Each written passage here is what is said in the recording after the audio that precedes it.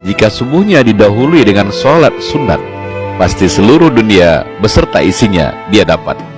Jika subuhnya bergelap-gelap menuju musola, di kegelapan akhirat ia akan dapatkan cahaya. Jika subuhnya tiada dia jaga, maka pada wajahnya pun tak ada cahaya. Jika subuhnya sengaja terlupa, tanda iman tiada bernyawa. Jika subuhnya terasa berat, tanda munafik sudah mendekat. Jika subuh tiada peduli, tanda iman menghampiri mati.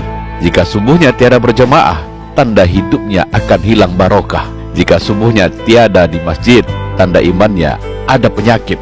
Jika subuhnya selalu terlewat, tanda imannya semakin cacat. Jika subuhnya di akhir waktu, tanda imannya semakin kelabu. Jika subuhnya hari sudah siang, tanda rezekinya sudah hilang. Jika di waktu subuh masih mendengkur, tanda syaitan memeluknya dalam tidur.